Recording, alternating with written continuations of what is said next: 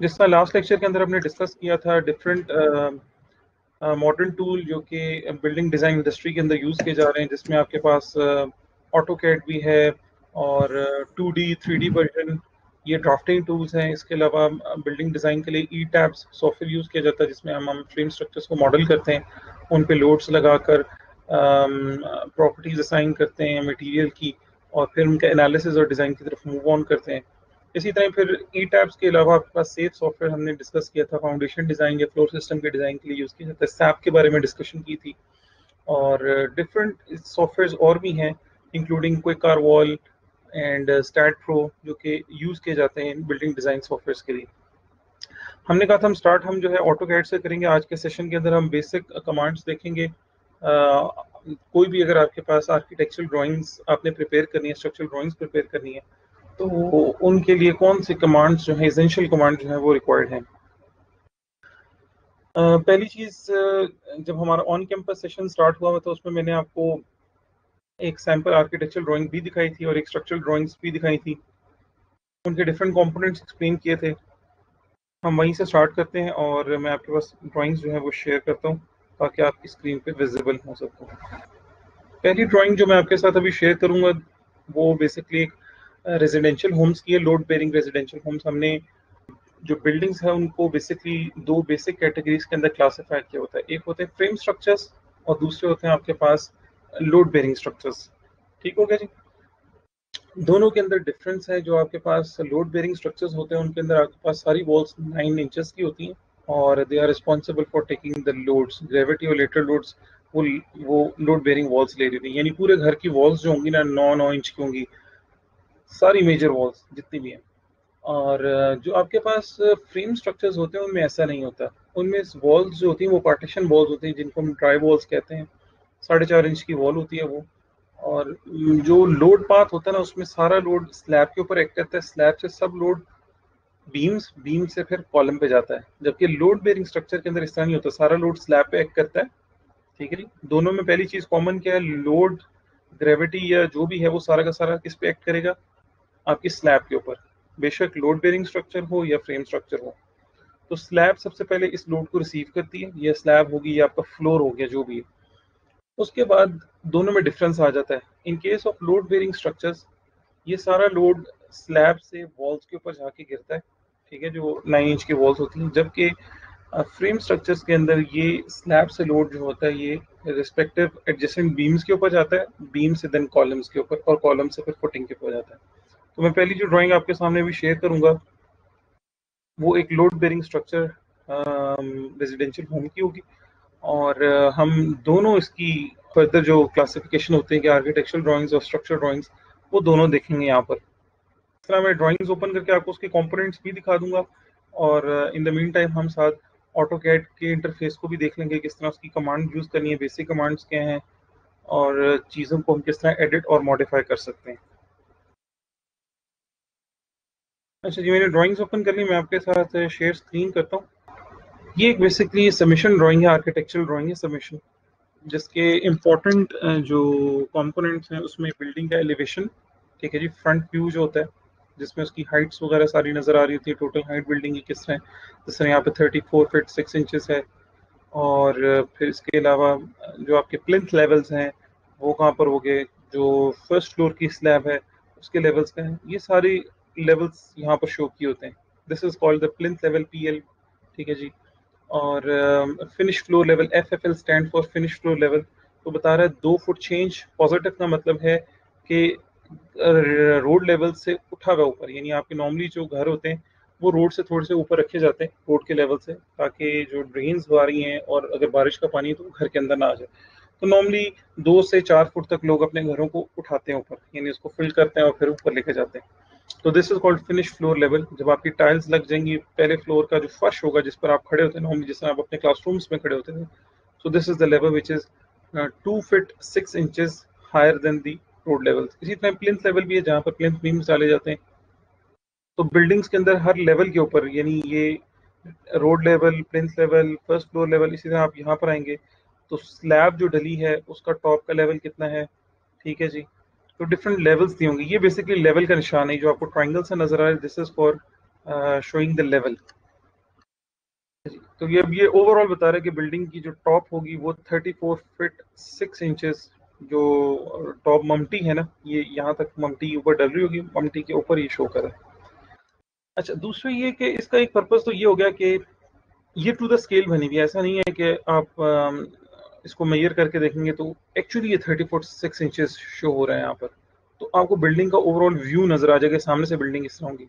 फिर आप architectural features जितने हैं वो इस बिल्डिंग के अंदर यहाँ शो करेंगे। फॉर एग्जांपल अगर खिड़की है तो वो शो हो रही है, this is like for a window, ठीक है। मैं जैसे इसको सिलेक्ट करता हूँ यहाँ पर आके देखें लेयर्स के अंदर आके विंडो सिलेक्ट होगी।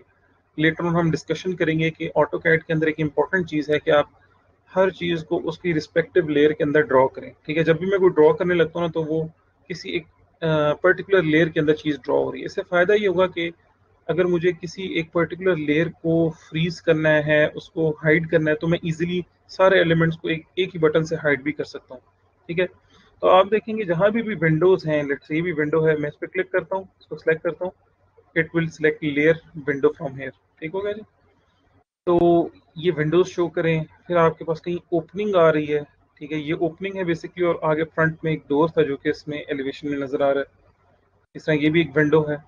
This is one important element for submission drawing, इसको हम कहते हैं फ्रंट एलिवेशन। इसके बाद एक सेक्शन ड्रॉ करना प्लान में आता है सबसे पहले, ठीक है जी। प्लान्स ये आपके पास डिपेंड करता है नंबर ऑफ फ्लोर, स्टोरीज कितनी आपकी, ग्राउंड फ्लोर है, बेसमेंट है तो बेसमेंट का प्लान भी होगा, ground floor, first floor, second floor. इन प्लान्स के अंदर भी इसी तरह आपके पास वॉल्स होंगी, जिसका मैंने आपको बताया था कि ये एक लोड बेयरिंग स्ट्रक्चर है, ठीक है। रेजिडेंशियल होम है और लोड बेयरिंग स्ट्रक्चर है, तो जो वॉल्स होंगी वो 9-9 इंच की होंगी। फॉर एग्जांपल अगर मैं यहाँ पर आता हूँ तो मेरे पास कमांड है, अगर मुझे डायमेंशन मेजर करनी है दो पॉइंट्स के दरमियान, ठीक हो गया, तो मेरे पास कमांड होती है DLI, ठीक है। आपकी स्क्रीन के ऊपर भी लिखा रहा है DLI। तो मैंने जैसे प्रेस किया, आप एंटर भी प्रेस कर सकते हैं, वरना इसको भी यहाँ से सिलेक्ट कर सकते हैं। सिलेक्ट किया, फर्स्ट पॉइंट क्लिक करें, सेकंड पॉइंट क्लिक करें, वो आपको बता रहे हैं ये 9 इंच की वॉल है, ठीक है जी। एस्केप कर दें, वो इसको ड्रॉ नहीं करेगा। अगर आपने प्रीवियस कमांड दोबारा से रिपीट करनी है तो बस स्पेस बार दोबारा प्रेस कर दें। मैंने स्पेस बार प्रेस किया, first point second point click किया जैसे। अब अगर मुझे डायमेंशन शो करनी है तो मैं अपने क्लिक को यहाँ के रिलीज करूंगा, तो ये डायमेंशन यहाँ पर की पक्की रह जाएगी, ठीक है। और अगर मुझे रिलीज नहीं करना तो सिंपल आप क्या करें, फर्स्ट क्लिक, सेकंड क्लिक, और थर्ड क्लिक ना करें यहाँ पर। अब राइट क्लिक की जगह आप कौन सा क्लिक कर दें, यहाँ पर लेफ्ट क्लिक कर दें, तो कैंसिल कर लें यहाँ से, ठीक है जी। ये एस्केप बटन भी दबा देंगे तो उससे भी आपकी कमांड जो है वो कंप्लीट नहीं होगी, ठीक है। तो स्पेस बार से पहली चीज लास्ट कमांड रिपीट होती है। पहली कमांड जो हम यहाँ सीखेंगे, दिस इज कॉल्ड डायमेंशन को चेक करना कि कितनी डायमेंशन है, DLI। यही चीज यहाँ पे भी आपके पास है। अगर आप एनोटेशंस में आएंगे तो यहाँ पर ये देखें, मैं स्क्रीन के ऊपर आपको नजर आ रहा होगा, ये डिफरेंट टैब्स हैं, home, insert, annotate, parametric, view, manage, output. इनमें से मेजॉरिटी कुछ हायर है, आपके पास ये ऑटो रीबार नहीं होगा। ये प्लगइन्स है बेसिकली, अगर आपने बार बेंडिंग स्केड्यूल्स ऑटोमेटिकली ऑटोकैड के थ्रू बनाने हैं तो ये यूज़ किया जाता है। तो बेसिक इस ऑटो रीबार के अलावा बाकी आपके पास बिल्ट इन इंस्टॉल होंगे। इन सारे टैब्स में से मेजॉरिटी काम आपका होम और इंसर्ट में सारे काम हो जाएंगे, होम, इंसर्ट और एनोटेट के अंदर। बाकी ये जो व्यूज मैनेज वगैरह हैं ये ज़रा हायर लेवल के लिए हैं, उन तक हम नहीं जाते। जितनी बेसिक हमें आर्किटेक्चर स्ट्रक्चरल ड्राइंग्स बनानी, हम इनके अंदर फोकस करेंगे। So first tab home, home में आए और यहाँ पर इन टैब्स के अंदर डिफरेंट रिबन्स बने हुए हैं। ये टैब्स हैं, इनको मैं टैब्स कहते हैं, ठीक है, जिन पे भी मैं क्लिक कर रहा हूँ। और इन टैब्स के नीचे रिबन्स हैं, जिस तरह ये होम के अंदर ड्रॉ का रिबन है, मॉडिफाई का रिबन है, एनोटेट का रिबन, फिर रिबन्स के अंदर कमांड्स हैं, ठीक है। जिस तरह मॉडिफाई का टैब है तो ये उसकी सारी कमांड्स इसके अंदर शो हो रही है। ड्रॉ का रिबन है, ये सारी कमांड्स हैं, ये ऊपर भी शो हो रही। तो जिस तरह मैंने DLI लिखी, क्योंकि लोग प्रेफर नहीं करते बार बार क्लिक करने से, अभी बेहतर है कि आपको उनके सिंबल्स भी पता हों।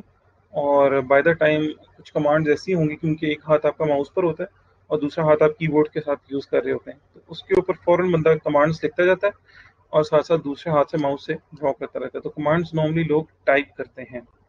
तो फर्स्ट इज आप यहाँ से भी आगे कर सकते हैं, एनोटेशन में जाएं, यहाँ पर लीनियर है, अगर कोई इंक्लाइंड अलाइंड लेनी है वो भी हो सकती है, एंगुलर मेजरमेंट करनी है, रेडियस करना है, डायमीटर मेजर करना है, ये कर सकते हैं।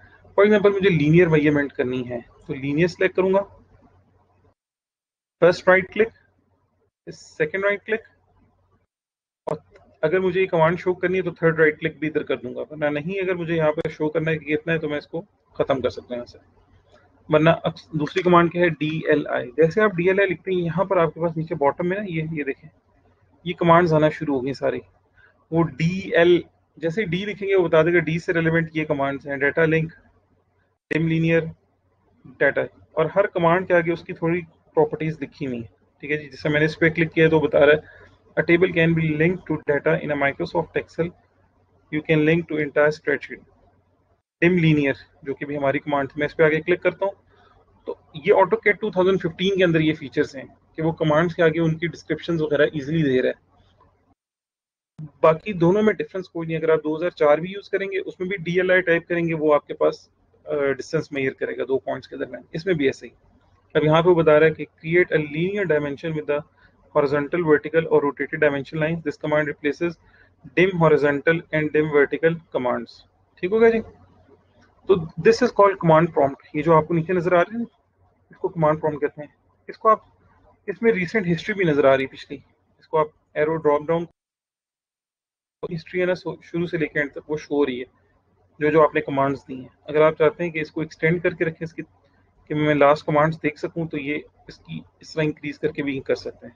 नॉर्मली इसको 2 से 3 कमांड तक रखा जाता है, जिस तरह मैं अब यहाँ कर रहा हूँ DLI करता हूँ, तो अब मेरी कमांड वहाँ पर हिस्ट्री के अंदर नजर आ रही होगी कि मैंने लास्ट कमांड DLI की दी है। ये देखें डिम लीनियर लास्ट कमांड। अगर मैं लाइन की देता हूँ, लाइन, तो ये बेसिकली कमांड लाइन है आपके पास। आप इसके अंदर प्रीवियस जितनी भी कमांड चल रही थी इस सेशन के अंदर वो सब यहाँ रिकॉर्ड हो रही थी। नॉर्मली 2 से 3 कमांड रखी जाती हैं, तो आप यहाँ पे कमांड प्रॉम्प्ट में आके भी टाइप कर सकते हैं, वरना ज़रूरी नहीं है। आप यहाँ पे भी आके स्क्रीन पे कहीं भी आके DLI खाली लिखेंगे तो इट विल ऑटोमेटिकली शो कि DLI से रिलेटेड जो जो कमांड्स हैं वो ये हैं। अब आप किसी के ऊपर आके क्लिक करें, आपको पता चलेगा यार ये वो है जो मुझे क्रिएट करनी थी। ठीक है, अच्छा जी, आगे अगले फीचर्स की तरफ चलते हैं। तो जितनी वॉल्स आपको नजर आएंगी they will be mostly 9 inches wall, except for the walls of bathroom और ड्रेसिंग, जो कि सेपरेट कर रही होंगी इस मेन बेडरूम को इसके साथ। दीज आर 4.5 इंच की होंगी ये वॉल्स। अगर आप इस पे आके DLI लगाते हैं और उसको आगे यहाँ से मेजर कर लें, दोनों पॉइंट्स को सेलेक्ट करें, it will show you it is 4.5 inch, 4.5 inch की वॉल। तो बाकी वॉल जो हैं जितनी भी होंगी सब आपको 9 इंचेस की वॉल नजर आएंगी। ये 4.5 इंच इसलिए होती है कि बेसिकली आपके पास स्लैब जो है ना, स्लैब का पूरा पैनल इस तरह होगा, फुल पैनल। 4.5 इंच की वॉल ब्रेक नहीं करती है आपकी स्लैब को। कई लोगों का ख्याल ये होता है कि ये पूरी बिल्डिंग है तो इसके ऊपर एक ही स्लैब डलती है, या डिजाइन करते हुए एक ही स्लैब डिजाइन, नहीं, ऐसा नहीं है। इसके डिफरेंट पैनल्स बन जाते हैं। जिस तरह ये एक पैनल है, जिस तरह मैं इसको सिलेक्ट करता हूँ, ये मेरा एक पैनल की स्लैब होगी, मुझे इसको डिजाइन करना है। ठीक है, जिसको भी मैंने ब्लू किया है। अब अगर यहाँ पर दरमियान में 4.5 इंच की जगह यहाँ पर इस जगह पे 9 इंच की वॉल डाल देता, तब मेरा पैनल फर्दर टूट जाता। अब मेरी स्लैब जो मुझे डिजाइन करनी थी इतनी सी करनी थी। तो हम नॉर्मली स्लैब पैनल्स को तोड़ते हैं यूजिंग 9 इंच वॉल। 9 इंच की वॉल लोड बेरिंग होती है, सपोर्ट करती है और स्पैन को तोड़ देती है। याद रखें जितना स्पैन छोटा होगा स्लैब का, उतनी ही स्लैब की थिकनेस आपको कम देनी पड़ेगी। जितनी आपकी पैनल बड़ा होगा उतनी ही स्लैब की थिकनेस ज्यादा देनी पड़ती है। आपके पास नॉर्मली डिजाइन के अंदर एक फॉर्मूला होता है, पेरीमीटर डिवाइडेड बाय 180, स्लैब की थिकनेस निकालने के लिए। ठीक है, फॉर एग्जांपल मैं आपको एक्सप्लेन करता हूँ थ्रू वन नोट पैड करता हूँ। Draw some rectangle here. For example मेरे पास आपकी स्क्रीन के ऊपर वन नोट पैड है, एक ये स्लैब है, yes, और मैं एक और पैनल ड्रॉ कर लेता हूँ विच इज लिटिल बिट बिगर। ठीक है, और मैं वैसे कह देता हूँ कि जी इसकी डायमेंशन 13 है और इसकी डायमेंशन जो है यहाँ पर लेट्स से ये 10 है।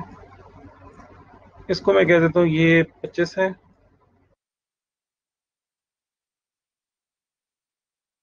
25, और ये मैं कह लेता हूँ 15 है। ठीक है, अब ये भी 15 होगी, ये वाली साइड भी 15, ऊपर वाली 25।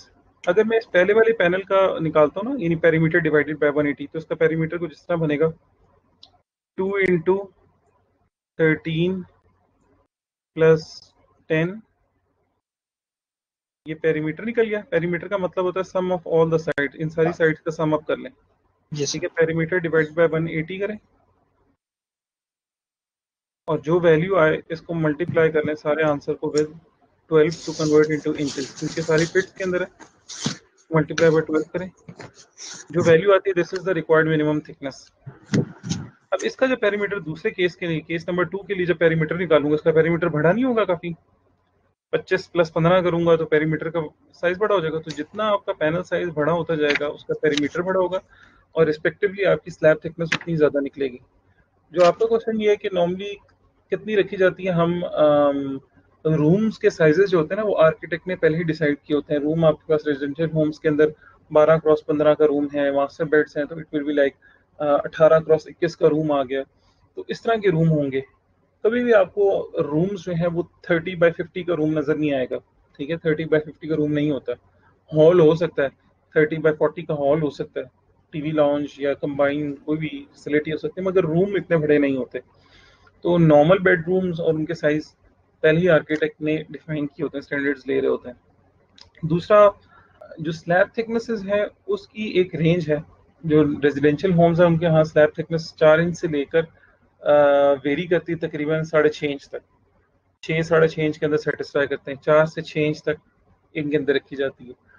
तो 6 इंच से ऊपर अगर आपकी स्लैब होने लग जाए तो उसको ब्रेक कर लेते हैं, पैनल को एक वॉल इंट्रोड्यूस कर देते हैं और ब्रेक। जिस तरह के लेट से अगर मैं इसकी इस केस के लिए निकालता हूँ तो लेट से 7.5 इंच लेट से आ रही है स्लैब थिकनेस, तो मैं कहूँगा नहीं आ रही तो बहुत बड़ा हॉल हो गया।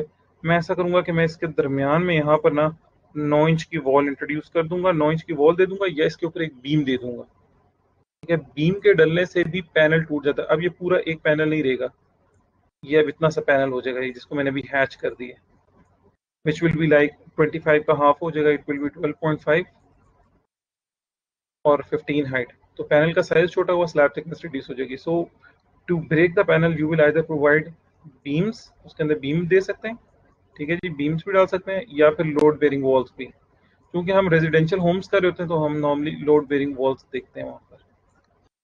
ठीक है जी, अब वापस आते हैं इसके ऊपर। तो ये बेडरूम्स हैं, बेडरूम के साइजेस जो है हमेशा शो की जाती है। जैसे 15x15 का साइज दिया है उसने, तो 15x15 का मतलब ये है कि अगर मैं DLI लगाता हूँ, DLI, और यहाँ से आके इसको मैयर करता हूँ यहाँ तक, देखें हॉरिजॉन्टल तो कितना आ रहा है 15, ऊपर से आके इसको मैयर करता हूँ यहाँ तक होता है 15। तो ये 15x15 रूम साइज निकला। आपने एंड पे आके अपने आर्किटेक्चरल ड्राइंग के अंदर लिखना है 15 फीट 0 इंच, 15 फीट 0 इंच। अगर 15 फीट 8 इंच है तो यहाँ पर 8 इंच शो करेंगे। नॉर्मली ये टेक्स्ट स्टैंडर्ड ड्राइंग्स आपके पास पड़ी होती हैं। आपने अपनी ड्राइंग्स के अंदर अगर इसको चेंज करना है तो सिंपल आप क्या करेंगे, इस टेक्स्ट के ऊपर जाएंगे, डबल क्लिक भी कर सकते हैं। ठीक है, 5 फुट 8 इंच अगर मुझे इसको करना है, मैं 8 इंच कर दूंगा इसको, 5 इंच लेट्स से।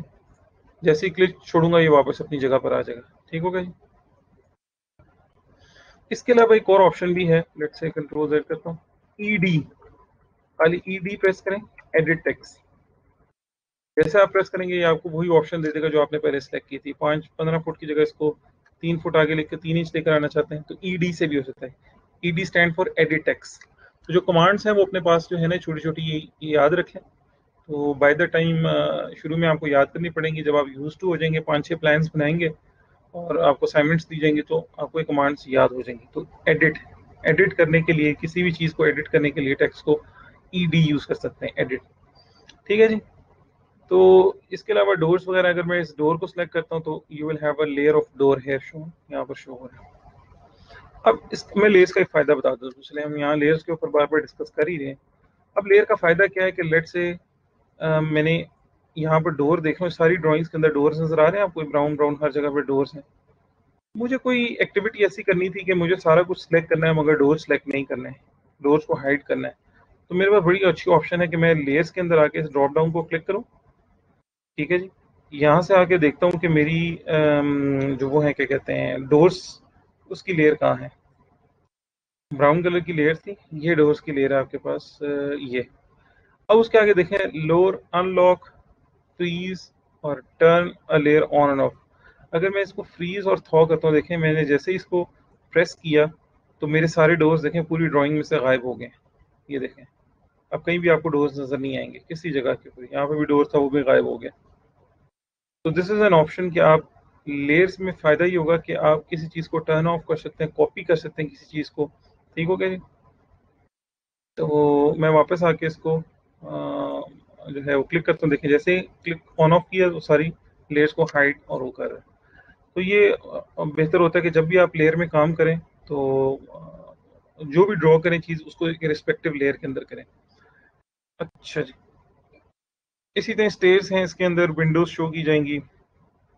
अम, इसके अलावा इम्पोर्टेंट क्या चीज़ होगी यहाँ पर, सेप्टिक टैंक्स वगैरह की लोकेशन मार्क की जाती है ड्राइंग्स के अंदर। और आपके पास कार पोच है, उसके ऊपर कुछ कॉलम्स आते हैं बिल्डिंग के, वो मार्क किए जाते हैं। ठीक है।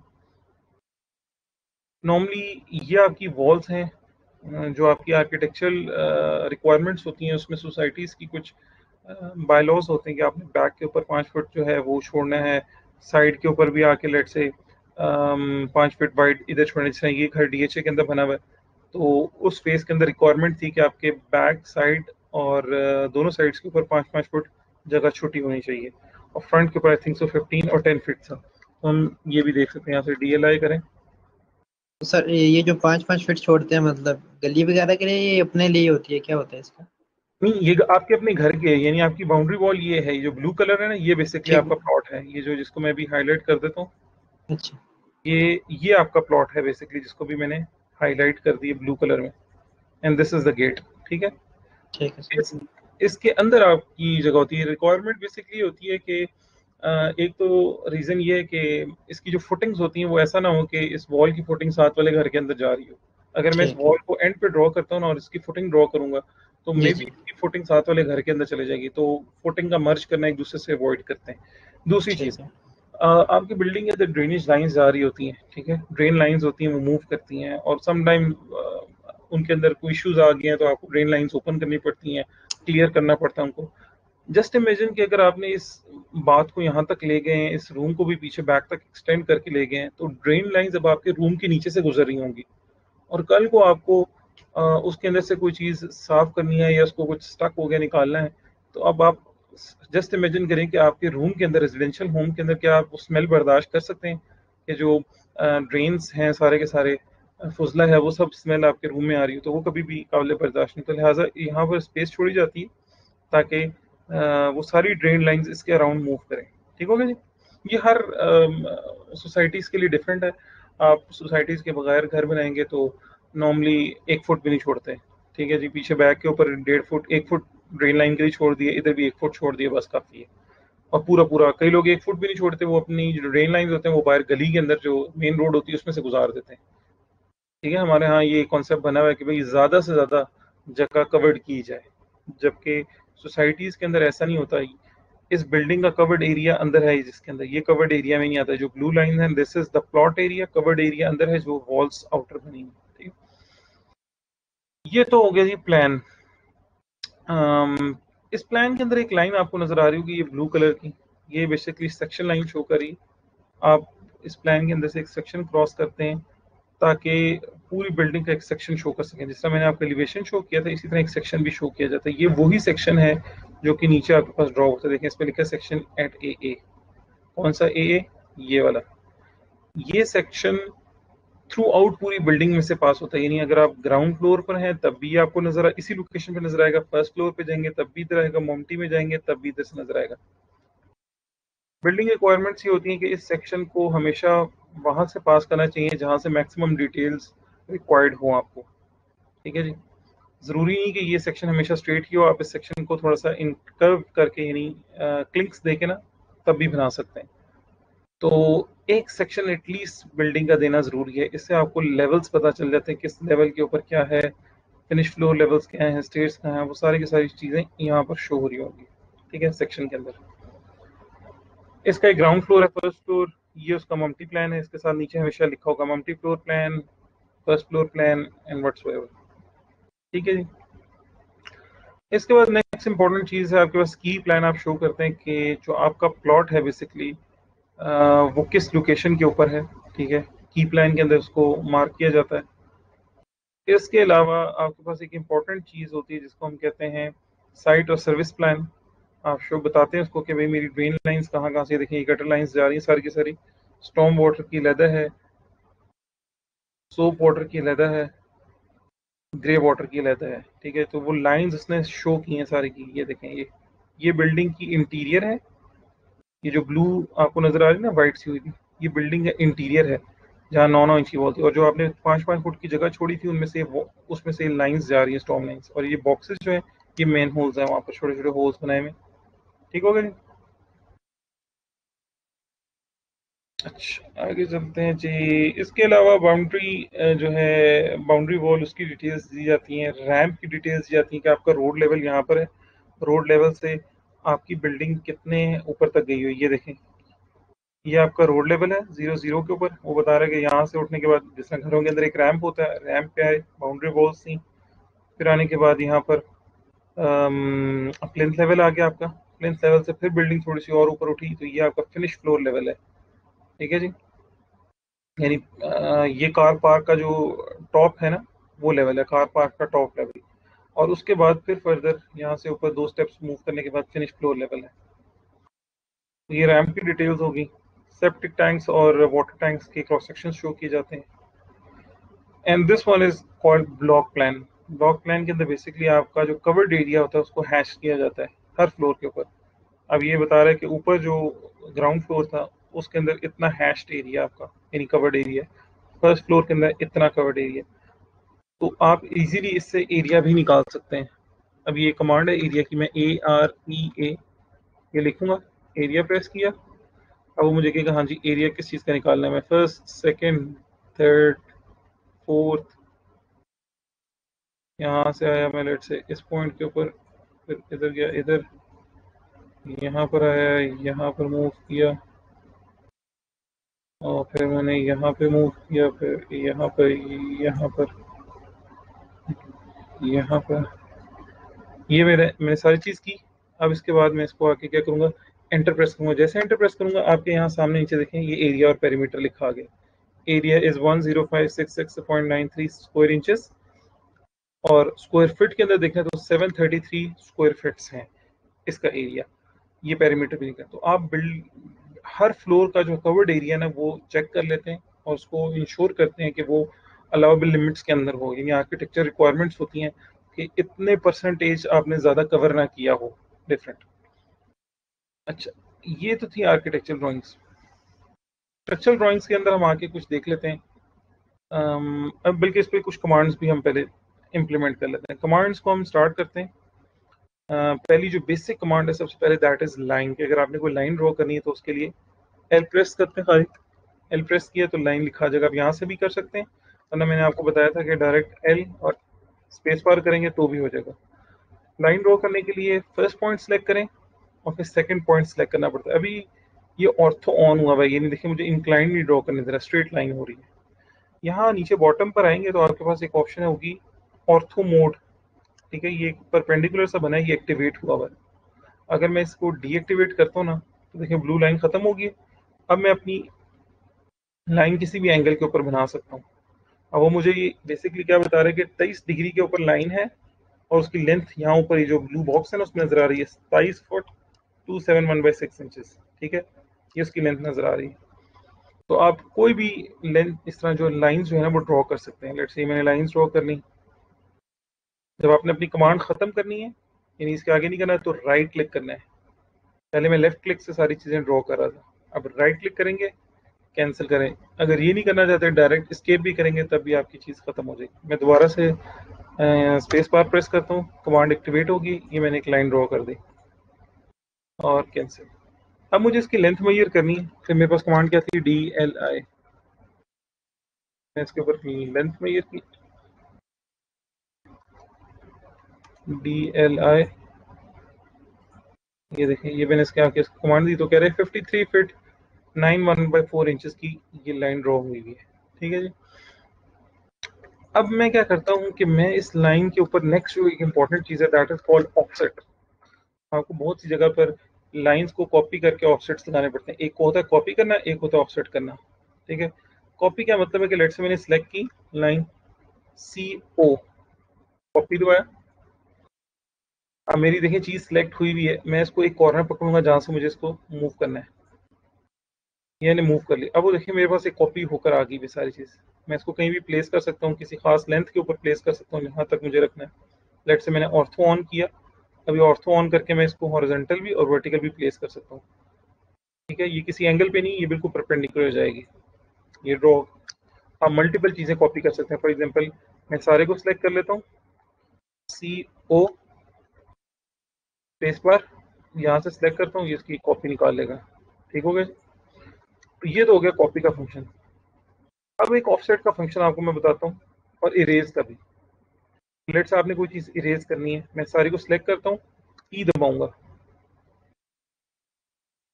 2 दफ़ा स्पेस बार किया, खत्म। ठीक है जी। अब मैं इसका ऑफसेट लेना स्टार्ट करता हूँ। डिलीट से भी आप चीज़ों को खत्म कर सकते हैं। फॉर एग्जाम्पल ये चीज़ सिलेक्ट की, ठीक है, अब डिलीट की कमांड दबाएं तब भी खत्म हो जाता है, वरना इरेज ई से हो जाता है, ई। बात आ रही थी ऑफसेट की। मैं ऑफसेट के लिए पहले एक रेक्टेंगल ड्रॉ करता हूँ, RECT रेक्टेंगल। ठीक है, ये मैंने एक रेक्टेंगल ड्रॉ कर लिया। समटाइम्स आपको 9 इंच अंदर ऑफसेट लेना है। ठीक है, यानी इससे अंदर एक और रेक्टेंगल ड्रॉ करना है जो कि 9 इंच अंदर हो। तो सिंपल तरीका ये है कि आप ऑफसेट भी ले सकते हैं। लेट से मैं आपको ऑफसेट पहले सिंगल कमांड के ऊपर समझाता हूँ। ये आपके पास एक लाइन है, मैं इसका ऑफसेट लगाना चाहता हूँ। ऑफसेट के लिए O प्रेस करें, ये आ गया ऑफसेट। जैसे आप कमांड प्रेस करेंगे वो नीचे पूछेगा स्पेसिफाई ऑफसेट डिस्टेंस, कितने फुट इसको ऑफसेट रखना चाहते हैं। मैं कहता हूँ यार 20 फुट के ऊपर ना 20, और 20 के बाद एक आपके पास ना कीबोर्ड के ऊपर डैश का बटन होगा, एक सिंगल और एक डबल। ठीक है, मैं आपको बल्कि कीबोर्ड के ऊपर दिखाता हूँ ताकि आपको कीबोर्ड पे सही नजर आए।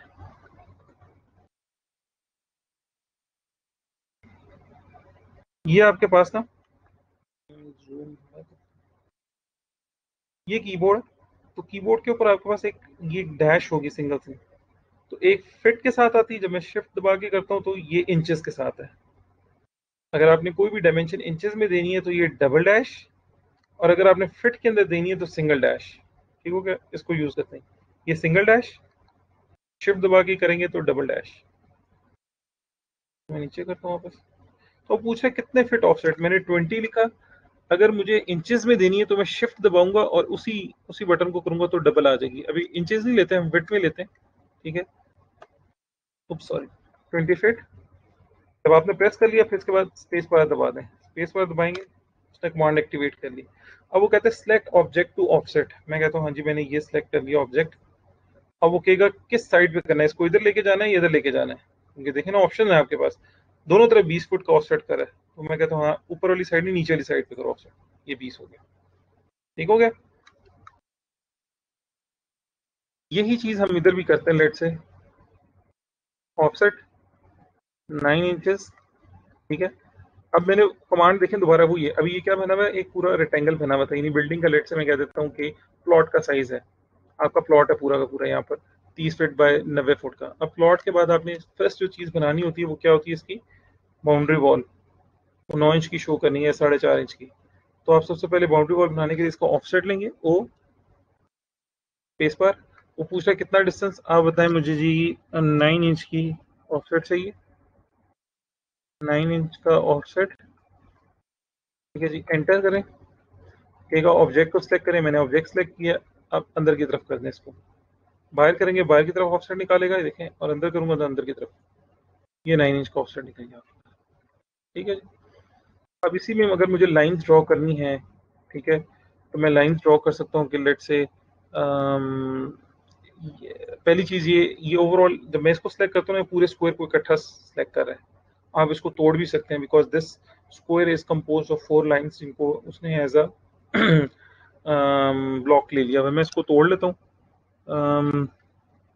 तोड़ने के लिए कमांड होती है आपके पास एक्सप्लोड, एक्सप्लोड। ठीक है, आप एक्सप्लोड करें इसको, और ये देखें ये सारा अलग अलग हो गया, ये भी अलग हो गया, ये भी अलग हो गया, ये भी अलग हो गया। अब मैं ऑफसेट्स अलग ले सकता हूँ। लेट से मैं कहता हूँ मेरा पहला कमरा जो है ना, या बिल्डिंग जो है अंदर से, वो 5-5 फुट की गलियों के बाद है। मैं ऑफसेट लेता हूँ, ओ 5 फीट, ठीक है जी, एंटर। यहाँ से मैं कहता हूँ इधर से भी गली छोड़ दूंगा, यहाँ से भी मैंने गली छोड़ दी, इधर से भी 5 फुट मैंने गली छोड़ दी। अब मुझे ये लाइंस नहीं चाहिए, इनको ट्रिम करना है। ठीक है, तो ट्रिम एक कमांड होती है टी आर से। जैसे आपने टी आर लिखा, उसके बाद 2 दफ़ा आपने वो सिलेक्ट करना है, क्या कहते हैं, स्पेस बार प्रेस करना है। सिलेक्ट करने के बाद जो चीज़ें नहीं चाहिए उनको सिलेक्ट करते जाए। ठीक है, तो ये आपके पास अंदर की लाइन आ गई। सिमिलरली आप यहाँ से भी कर सकते हैं कि मैंने इधर तो 5-5 फुट जगह छोड़ी, आगे फ्रंट पे मुझे जो है वो लेट से 15 फुट जगह छोड़नी, फिर मैं ऑफसेट ओ स्पेस बार। ये लास्ट हमेशा याद रखिएगा कि लास्ट आपने 5 फुट जगह छोड़नी है। एंटर। ठीक है, सिलेक्ट करें ऑब्जेक्ट, मैंने सिलेक्ट किया ऑब्जेक्ट। वो पूछेगा किस साइड पे करना है, इस साइड पे, इस साइड पे, डेफिनेटली अंदर वाली साइड पे करना है। स्किप करें। ट्रिम करने के लिए टी आर 2 दफ़ा, इसके बाद ट्रिम करने के बाद 1 दफ़ा, फिर 2 दफ़ा। 2 दफ़ा आपने अपने स्पेस बार को प्रेस करना है और फिर वो चीज़ें सिलेक्ट करनी है जिनकी ज़रूरत नहीं है। ठीक हो गए, ये आपकी बिल्डिंग के अंदर आ गई। अब यहाँ पर आके आप अपनी प्लानिंग कर सकते हैं कि जी मुझे पहला कमरा जो है वो 5 फीट की, उसकी विड्थ जो है 15 फुट है, जितनी विड्थ है, तो आप यहाँ से आके ऑफसेट सिंगल ले सकते हैं। Offset 15 feet. फिर आप कह देते हैं कि लेट से, उसके बाद दोबारा ऑफसेट लिया और अब आप कहते हैं 5 फुट का, लेट से उसमें कोई कॉरिडोर था। ये ऑफसेट की कमांड है। इस तरह आप डिफरेंट चीज़ों के दरमियान यूज़ कर सकते हैं इसको, ऑफसेट को। हम अभी यहाँ ड्रॉ नहीं करते पूरा प्लान, वो बड़ी लंबी चीज़ होगी, कमांड्स डिफरेंट देखना चाह रहे हैं। अच्छा, इसके बाद एक चीज़ है जिसको हम कहते हैं ट्रिम भी करना, ट्रिम नहीं, एक्सटेंड करना। फॉर एग्जांपल मैं बताता हूँ, मैंने एक लाइन ड्रॉ की और बाय द टाइम मुझे पता चला कि यार ये लाइन यहाँ तक नहीं, मुझे इसके साथ इसको जोड़ना है, इस लाइन को इधर लेकर आना है। एक तरीका तो ये है कि आप इसको यहाँ से पकड़ें और इसका जो ब्लू कॉर्नर है ना, इसको स्ट्रेच करके यहाँ ले जाएं। एक तरीका ये हो गया मैनुअल। ठीक है, दूसरा तरीका ये है कि आप ई एक्स एक्सटेंड लिखें और 2 दफ़ा आपने स्पेस बार प्रेस करना है। इसके बाद इस लाइन को सिलेक्ट कर लें। जैसे सिलेक्ट करेंगे वो अपने सामने परपेंडिकुलर के ऊपर जाके हिट करेगी। ठीक है, ऑटो कैड में सिलेक्शन के ना 2 डिफरेंट मेथड्स हैं। देखें, लेफ्ट टू राइट। ठीक है, एक लेफ्ट टू राइट जा रहा हूँ और एक राइट टू लेफ्ट है। जब मैं राइट टू लेफ्ट आ रहा हूँ तो ग्रीन कलर का, और जब लेफ्ट टू राइट आता हूँ तो ब्लू कलर की चीज ड्रॉ हो रही है। ये बड़ी इंपॉर्टेंट चीज है, इसको समझिएगा। फॉर एग्जाम्पल मैं आपको इस तरह समझाता हूँ। जब मैं लेफ्ट टू राइट यानी इस ब्लू वाले को शो करता हूँ, ये उन्हीं चीज़ों को सिलेक्ट करेगा जो इस ब्लू लाइन के अंदर है, कभी भी बाहर वाली चीज़ों को सिलेक्ट नहीं करेगा जो इसके साथ इंटरसेक्ट करेगी। मगर जब मैं राइट टू लेफ्ट मूव करता हूँ और ये डॉटेड वाली ग्रीन लाइन आती है, ये जिस चीज़ के साथ भी इंटरसेक्ट करेगी, जो इसके अंदर भी है और जो इसके साथ इंटरसेक्ट करेगी, उन सबको सिलेक्ट कर लेगा। ठीक हो गया, तो ये इंपॉर्टेंट चीज़ है सिलेक्शन के लिए, from left to right and right to left. Extend भी मैंने आपको बता दी, एक्सटेंड भी हो गया, ट्रिम भी हो गया, लाइन हो गई।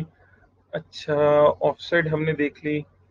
इसके अलावा फिलेट की एक बड़ी अच्छी कमांड है। फॉर एग्जांपल आपके पास ये इसको मैं ट्रिम करता हूँ पहले, टी आर। ठीक है, अभी मुझे नजर आ रहा है कॉर्नर सा बना हुआ है, मुझे अच्छा नहीं लग रहा कॉर्नर, मैं कहता हूँ थोड़ा सा कर्व्ड इसको होना चाहिए। तो उसके लिए ऑप्शन होती है, उसको हम कहते हैं फिलेट। ठीक है, ये स्पेस बार प्रेस करें वो कहेगा, यहाँ पर लिखा है पोली लाइन करनी है, रेडियस करना है, ट्रिम मल्टीपल। आप लिखें आर, आर फॉर रेडियस, बताएगा रेडियस कितना देना। मैं कहता हूँ 5 फुट या 3 फुट। अभी तो मैंने ड्राइंग स्केल के मुताबिक नहीं बनाई हुई, मैं 5 फीट दे देता हूँ, वरना नॉर्मली आपके पास जो क्लिंक्स आ रहा था वो 2 से 2.5 फुट के अंदर अंदर कंप्लीट हो जाता है। एंटर करता हूँ, फर्स्ट ये सिलेक्ट करूंगा, फिर सेकंड ये सिलेक्ट करूंगा। जैसे ही सिलेक्ट करूंगा वो एक फिलेट ड्रॉ कर लेगा। ठीक है, उसने इसको कर्व ड्रॉ कर लिया। अभी कर्व ड्रॉ करने का मतलब क्या है कि यहाँ से जहाँ इसने कर्व पॉइंट स्टार्ट किया था, यहाँ से लेकर और जो ऊपर कर्व लाइन यहाँ से स्टार्ट हुई है, ये इन दोनों के दरमियान अगर मैं डिस्टेंस देखता हूँ तो DLI से डिस्टेंस निकालता हूँ, तो देखें यहाँ से लेकर यहाँ तक का डिस्टेंस कितना है, 5 फुट। इसी तरह नीचे DLI दोबारा लगाया तो यहाँ से यहाँ तक का डिस्टेंस कितना है, 5 फुट। तो दिस इज कॉल्ड फिलेट। आप फिलेट भी कर सकते हैं। आपको अक्सर घरों के अंदर कर्व नजर आएंगे, यानी दीवारें जो हैं वो एंड के ऊपर आके कर्व्ड शो हो रही थी। Although it is difficult in construction, आपको कर्व्ड शो करते हुए बहुत सी ब्रिक मेसनरी ज़ाया करनी पड़ती है, मगर कई जगह पे आर्किटेक्चर रिक्वायरमेंट्स होती हैं, इस खूबसूरती को भी दिया जाता है। अच्छा जी, मैं और कमांड्स भी मैंने यहाँ पर कुछ लिखी हैं, वो भी आपको दिखाता हूँ स्क्रीन के ऊपर, ताकि हमको मिस ना कर जाए। ये डॉक्यूमेंट मैं आपके साथ शेयर करूँगा, इसमें काफ़ी कमांड्स के बारे में लिखा होगा। ड्राइंग भी हो गया, लाइन कमांड मैंने आपको बता दी, ऑफसेट भी हो गया, ट्रिम भी मैंने बता दी, एक्सटेंड भी बताया।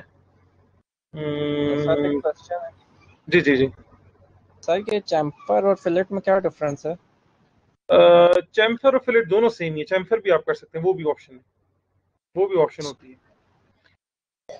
ठीक हो गया जी। अच्छा जी, अब हाँ, मैं टेक्स्ट का बता रहा था आपको। अक्सर जगह पे ड्राइंग्स के अंदर बहुत सी जगह पे टेक्स्ट नजर आ रहा होगा।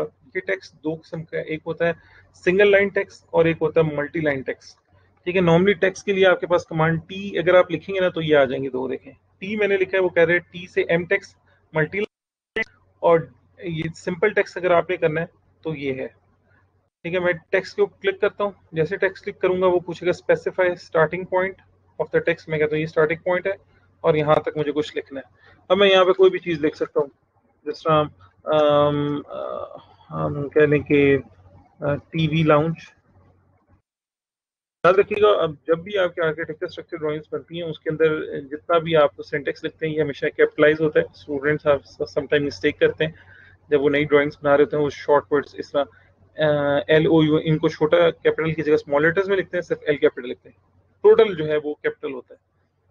एक आपके पास टेक्स्ट हो गया जो कि सिंगल लाइन है। इसके अलावा एम टेक्स्ट, एम टी दबाएंगे, मल्टी लाइन टेक्स्ट। ये ऑप्शन आपको इस तरह की ड्रैग करने की ऑप्शन देगा। पहले वाले टेक्स्ट ने आपको ड्रैग करने के लिए ऑप्शन नहीं दी थी, उसने आपको एक हॉरिजॉन्टल लेंथ दी थी। ये ड्रैग करने के लिए भी दे रहा है। अभी कह रहा है कि टाइप करते जाएं, एंटर करेंगे नीचे आते जाएंगे। मल्टी लाइन टेक्स्ट हो गया, ये सिंगल लाइन टेक्स्ट है।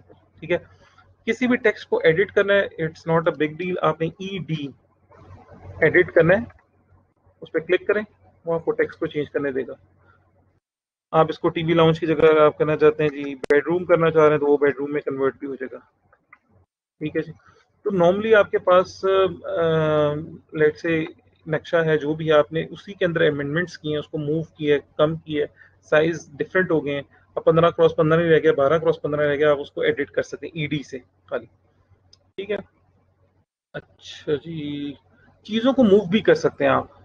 लेट से मेरे पास ये एक दरवाज़ा है, इसको मैंने सेलेक्ट कर लिया। एक तो मैंने आपको बताया CO से कॉपी हो जाता है, एक मूव भी है। एम दबाएं, मूव। वो कहता है कहाँ से मूव करना है, मैं कहता हूँ यहाँ से इसको पकड़ के मूव कर लो। ठीक है, अभी ये इसको आगे लेके जाने दे रहा है और ऊपर नीचे बस। क्यों? क्योंकि ऑर्थो ऑन है नीचे। ऑर्थो को ऑफ कर दें, एफेट से भी खत्म हो जाता है। अब आप देखें, आप इसको मूव करके कहीं भी लेके जा सकते हैं, बाहर लेके चले जाएं स्क्रीन के कहीं भी, किसी जगह पे भी। ठीक हो गया जी, मूव भी हो गया, कॉपी भी हो गया। और हम कोई कमांड देख लेते हैं। टेक्स्ट की भी मैंने आपको बता दी, कॉपी, मूव, एडिट भी हो गई। ठीक है जी, लेयर्स के बारे में मैंने आपको बताया। अच्छा जी, मैच कमांड, हाँ मैच कमांड भी है। अब यहाँ पर जब आप आते हैं ना तो आपको अक्सर मैं लेट से इस वॉल को सिलेक्ट करता हूँ। ठीक है, जैसे मैंने इसको सिलेक्ट किया तो उधर आ गया विंडोज, और यहाँ पर इसकी लाइन टाइप जो है ना वो सिलेक्ट हो गई है। ठीक है, बाय लेयर सिलेक्ट हुई हुई है। इधर भी क्या हुआ, बाय लेयर सिलेक्ट हुई है, लाइन वेट्स सिलेक्ट हुए हैं। आप क्या कर सकते हैं कि मैं कहता हूँ कि यार ये वॉल की लेयर है, ये विंडो की लेयर है। मैं लेट से कहता हूँ ये भी वॉल है सारी की सारी। ठीक है, मैं इसको मैच कराऊंगा MA। जैसे मैच करूंगा, प्रेस करूंगा, वो कहेगा सबसे पहले अपना सिलेक्ट करें सोर्स ऑब्जेक्ट, यानी जिससे कॉपी उठानी है। मैं कहता हूँ इस जो प्रॉपर्टीज इसकी है इसको उठा लो। अब वो क्या सिलेक्ट डेस्टिनेशन ऑब्जेक्ट, मैं कहता हूँ ये मेरी डेस्टिनेशन है। मैं इसको आके क्लिक करता जाऊंगा, क्लिक करूंगा, उसने इसको भी चेंज कर दी। अब आप आके देखिए, ये भी वॉल वॉल की लेयर के अंदर चले गया है। ये विंडो थी पहले, अब वॉल की लेयर में चले गई है। ठीक है, यहाँ से आगे सेंटर से आगे ये लाइन एडिट करके डिलीट कर दें, खत्म, वो वॉल बन जाएगी। इसको लेट से मैं कहता हूँ यहाँ से खत्म करना है, ट्रिम, TR, ये ट्रिम होगी। ये ट्रिम करने की जरूरत नहीं है, ये डायरेक्ट एडिट से खत्म हो जाएगी। तो अब आपका नक्शा यहाँ से इस तरह चेंज हो सकता है। इसी तरह आप वॉल्स को मूव भी कर सकते हैं। आप कहते हैं नहीं यार ये मेरे इधर नहीं है, मैं सारे को सिलेक्ट कर लेता हूँ, ठीक है जी, और कहता हूँ नहीं मेरा जो बात है ना वो थोड़ा सा और बड़ा है, 1 फुट बड़ा है। लेट से मैं इसको मूव करता हूँ, एम मूव करूंगा, तो मूव करने के बाद यहाँ से सिलेक्ट करके इसको इधर 1 फुट लेके जाना है या 2 फुट मूव करना है। लेट से मैं 2 फुट मूव करता हूँ। तो पहली चीज जब मैं इसको इधर मूव करूंगा ना, मुझे ऑर्थो ऑन कर लेना चाहिए, वरना मे बी वो किसी एंगल के ऊपर मूव करेगा तो मेरे लिए प्रॉब्लम हो जाएगी। मैं ऑर्थो ऑन करता हूँ, इसको यहाँ से मूव करूंगा। अब देखिए ये रिस्ट्रिक्ट कर रहा है, मुझे कह रहा है कि बस आप इधर उधर या ऊपर नीचे मूव कर सकते हैं, किसी एंगल पे नहीं ड्रॉ कर सकते। तो ठीक है, अब मैंने यहाँ पर इस डायरेक्शन में इसको लिया है। अब वो आपके आगे ना स्क्रीन के आगे डायमेंशन लिखी आ रही है, देखिए जहाँ मेरा कर्सर है आगे लिखा रहा है 0 फुट 10 इंच। तो मैं उससे कहता हूँ यार 1 फुट मूव कर लो, मैं इसी डायरेक्शन के अंदर रखूंगा, कीबोर्ड के ऊपर 1 1 और लेट से 1.5 फीट टाइप किया मैंने और फिट का निशान लगाया। जैसे प्रेस करूंगा एंटर, उसने इसको मूव कर दिया, ये सारी चीज इधर मूव करके आ गई। अब इसको दोबारा इसके साथ जोड़ना है, ठीक है, इसको इसके साथ जोड़ना है। तो मेरे पास कौन सी कमांड होती है, एक्सटेंड। एक्सटेंड 2 दफा लिखें, एंटर करें, एक्सटेंड होगा। इसको ट्रिम करना है, TR। इसी तरह ये चीज भी आपको एक्सटेंड करके यहाँ तक लेकर आनी है, तो आप इसको भी कर सकते हैं। फॉर एग्जांपल मैं इसको मैनुअली भी सिलेक्ट कर सकता हूँ। लेट से मैं इसको कहता हूँ कि भाई यहाँ तक आओ, इसको उठाया, मूव मूव करके मैं इसको उठा के यहाँ पर ले आता हूँ, ठीक है जी, और इन लाइंस को एक्सटेंड कर लेता हूँ, EX एक्सटेंड करता हूँ। इस तरह एडिटिंग अंदर कर सकते हैं, कोई इतना इसमें इतनी की रॉकेट साइंस नहीं है। ठीक हो गया जी। अच्छा जी, मैच कमांड भी होगी, डायमेंशंस लाइन भी मैंने आपको बताई, एरिया कैलकुलेशन भी हम कर चुके हैं। हैच की कमांड भी एक अच्छी कमांड है जी, इसको भी देख लेते हैं। ये भी यूज की जाती है अगर फॉर एग्जांपल आपने एक ये स्क्वायर सा बना लिया, ठीक है, और आप इसको हैच करना चाहते हैं किसी खास कलर से, जिस तरह की ये हैच हुआ, दिस इज कॉल्ड हैच, ये आपने एक हैच लगाया हुआ पैटर्न, ठीक है। अगर आप ED पे प्रेस करेंगे, ठीक है जी, तो ये देखें सारी ऊपर हैच एडिटर सारा सारा शो हो गया ऊपर कंप्लीट। डिफरेंट किस्म के हैच पैटर्न्स हैं वो यहाँ पर नजर आ रहे हैं, ठीक है जी। अगर आपने बिल्कुल बाय डिफॉल्ट नया हैच कोई डिफाइन करना है, ये भी हैच है, this is also hatch, this is a hatch, this is called hatch pattern. सबसे पहले हैच होने के लिए जरूरी है कि आपका एरिया क्लोज्ड हो, ओपन एरियाज के ऊपर हैश अप्लाई नहीं होता। So you will press H, hash press कर दिया, पिक इंटरनल पॉइंट, वो कहता है कौन से किसके ऊपर हैच करना है। देखें ये भी कर सकता हूँ, इसको भी हैच कर सकता हूँ, इसको भी। याद रखें वो एरिया जिसको हैच करना है उसको पूरी स्क्रीन के अंदर विजिबल होना चाहिए। फॉर एग्जांपल मैं इसको इस तरह कर देता हूँ, अभी देखें ये इस एरिया का तो हैच कर रहा है, नीचे वाले को हैच नहीं कर रहा। क्यों? क्योंकि इसकी पूरी बाउंड्री है तो ये क्लोज, मगर नीचे ऑटो कैड को नजर नहीं आ रही, यानी मेरी स्क्रीन पूरी विजिबल नहीं है। अगर मुझे नीचे वाले को हैच भी करना है तो मैं इसको पूरी स्क्रीन पे लेकर आऊंगा, पहले इस तरह फुल स्क्रीन हो गया। अब आप देखें ये इसको हैच करने की अलाउ कर देगा आपको। तो एरिया सेलेक्ट करें सबसे पहले, ठीक है, इंटरनल पॉइंट्स। अब आप आके इसके इसके अंदर जो है वो चीज़ें चेंज कर सकते हैं, उसकी प्रॉपर्टीज, उसका स्केल वगैरह सारा कंप्लीट इसके अंदर चेंज हो सकता है। फॉर एग्जांपल यहाँ पर आपने जैसे इसको क्लिक किया तो यहाँ पर आपके पास एक हैच पैटर्न स्केल लिखा हुआ है। अभी देखें ये हैच काफ़ी छोटा छोटा सा क्रीप क्रीप हुआ हुआ नजर आ रहा है। मैं इसके स्केल को चेंज करना चाहता हूँ, मैंने इसको सिलेक्ट किया हैच को, यहाँ पर स्केल में गया, लेट से मैं स्केल को 5 करता हूँ। जैसे मैंने इसको 5 किया तो देखें और छोटा हो गया हैच पैटर्न को, और इसको बड़ा करें स्केल को, लेट से 100 कर लेते हैं, और मे बी 50।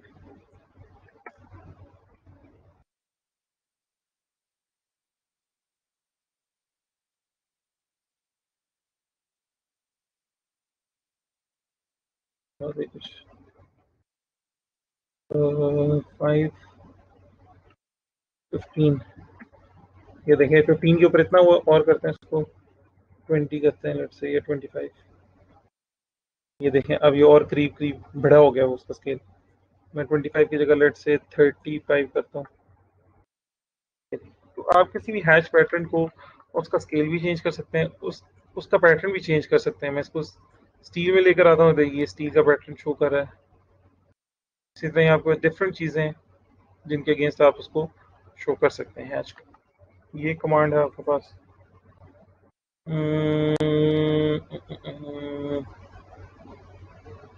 फिलेट कमांड हमने देख ली है, चैम्फर भी। स्ट्रेच कमांड है, ये भी एक अच्छी कमांड है जी।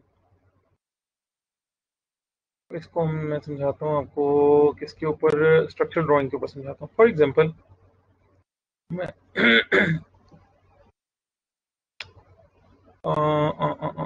हाँ, स्ट्रेच कमांड। ये लेट से एक बीम का सेक्शन बना हुआ है, मैं इस पर DLI लगाता हूँ, एक दफा चेक कर लूँ। ये 21 इंच ही है, 1 फुट 9 इंच। 1 फुट 9 इंच का मतलब है 12, 1 फुट के अंदर 12 इंच हो गया, 12 इंच प्लस 9 इंच कितने हो गए, 21 इंच। तो ये 21 इंच उसकी डेप्थ है, यानी स्केल के हिसाब से बनी हुई। अब लेट से मेरे पास किसी प्रोजेक्ट के अंदर 12x21 का बीम नहीं है, डिफरेंट बीम है, मेरे पास सेक्शन पड़ा हुआ है। मैं सेक्शन को कॉपी कर लेता हूँ, CO, सारे को उठाया, यहाँ रख लिया। ये सब आपको समझाने के लिए मैं कर रहा हूँ।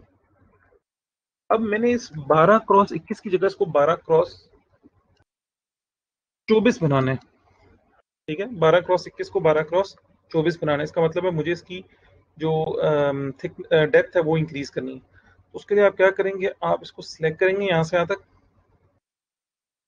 ठीक है, यहाँ से यहाँ तक सिलेक्ट कर लिया। उसके बाद आप यहाँ से आके स्ट्रेच कमांड कर सकते हैं। स्ट्रेच कमांड एक्टिवेट करने के लिए एक ऑप्शन ये भी पड़ी, यहाँ से भी कर सकते हैं डायरेक्ट, ये कमांड पड़ेगी, वरना S लिखेंगे तब भी स्ट्रेच हो जाएगा, स्ट्रेच। अब आप, वो आपसे पूछेगा किस पॉइंट से इसको सिलेक्ट करके खींचना, मैं कहता हूँ इस पॉइंट से सिलेक्ट करना है, उसको नीचे की तरफ खींचो। अब जैसे मैं खींच रहा हूँ देखें ये डिस्टॉर्ट भी हो रहा है, क्यों? क्योंकि यहाँ से ऑर्थो नहीं ऑन, तो ऑर्थो ऑन कर लें, ऑर्थो ऑन करता हूँ, ठीक है। अब इसको नीचे खींचे अपनी तरफ, नीचे खींच के मैं कहता हूँ पहले 21 इंच था, अब मुझे इसको कितना इंक्रीज करना है, 3 इंच इंक्रीज करना है। तो मैं इसको 3 इंच स्ट्रेच कर लेता हूँ। और अब वो देखें 21 की जगह जैसे उसमें 3 इंच ऐड किया तो 24 इंच, बाकी सारी चीजें अपनी जगह पर है। 12x24 का बीम हो गया। लेट से स्टील चेंज करना है मुझे, पता चला जी 2 नंबर 6 की जगह लेट से इसमें 2 नंबर 8 है, मैं एडिट करूंगा 2 नंबर 8, इसको आके खाली 8 कर दूंगा। यहाँ पर आके 4 नंबर 6 की जगह लेट से मैं 4 नंबर 4 कर देता हूँ। ये डिजाइनर ने की। तो अब आपको बजाय ये पूरा सेक्शन दोबारा बनाने की जरूरत नहीं है, ठीक है। आप इन बार्स को कॉपी पेस्ट कर सकते हैं। लेट से ऊपर 2 नहीं है, ऊपर 3 आ गई हैं। इसको सिलेक्ट करें CO, यहाँ से सिलेक्ट करने के बाद यहाँ पर लें सेंटर में, मैं कहता हूँ यहाँ पर एक रखो जी, ठीक है। तो ऐसा आप एडिट कर सकते हैं। ये बिल्ट इन सेक्शंस आपके पास पड़े होंगे। मैं स्टैंडर्ड ड्राइंग्स जो हैं एक रेजिडेंशियल होम की भी और फ्रेम स्ट्रक्चर के आपके साथ शेयर करूंगा, ठीक हो गया। अच्छा सर, ये जो स्केल की कमांड है डायरेक्ट रेक्टेंगल पे नहीं होती, एक्सप्लोड करना पड़ेगा उसको? अगर हमारे पास सिंपल एक रेक्टेंगल है उस पे हाँ, होगी स्केल की कमांड? उस पर किसकी कमांड लगेगी, स्ट्रेच की? यस सर, स्ट्रेच की, स्केल की? स्ट्रेच की जो भी आपने यूज की है, हाँ, स्ट्रेच यूज की जी। हाँ, इसकी कमांड रेक्टेंगल के ऊपर आप कह रहे हैं? जी, अगर सिंपल हम रेक्टेंगल बनाएं हाँ, उस पे एक मिनट में, लगेगी या एक्सप्लोड करना पड़ेगा उसको? एक मिनट में करता हूँ। ये लेट से ये आप कह रहे हैं रेक्टेंगल बन गया, ठीक है। इसके बाद आप इसको स्ट्रेच करना चाहते हैं, जी ठीक है, हाँ सही है, वो भी हो जाएगी। यानी आप इसको सिलेक्ट कर लें, ठीक है। सिलेक्ट करने के बाद स्ट्रेच की कमांड प्रेस करें और यहाँ से इसको मूव करना स्टार्ट कर दें। लेट से मैं इसको यहाँ से सिलेक्ट करता हूँ और इसको यहाँ पर मूव कर लेता हूँ, ये भी हो जाता है, ठीक है। ये स्ट्रेच हो जाती है, कोई इशू नहीं। अच्छा जी, अब ये तो आर्किटेक्चरल ड्राइंग्स मैंने आपको दिखाई थी काफ़ी। इसके अलावा एक और इम्पॉर्टेंट पार्ट होता है जिसको हम कहते हैं स्ट्रक्चरल ड्राइंग्स, ठीक है। स्ट्रक्चरल ड्राइंग्स के अंदर आपको सबसे पहले जो लोड बिल्डिंग्स होती है ना, उनके अंदर आपको ये कन्फाइनिंग कॉलम्स की लोकेशन मार्क करनी है। ये सारे 9x9 के कॉलम्स हैं, ये देखिए 9x9। अगर मैं इस पर DLI लगाता हूँ, all the columns are 9x9 inches, ठीक है, 9 इंच बाय 9 इंच है। 9x9 इंच का कॉलम जो होता है ये आपके पास फ्रेम स्ट्रक्चर वाला कॉलम नहीं है, यानी ये लोड कैरी नहीं कर रहा, ये सिर्फ कन्फाइनमेंट दे रहा है। आपकी मेसनरी वॉल्स जो होती है ना, जब अर्थक्वेक आता है ना, तो ये बहुत पुअरली परफॉर्म करती हैं उसके अंदर, यानी ये लिटरली मूव करती हैं, इनमें ताकत नहीं होती कि ये बर्दाश्त कर सके उसको।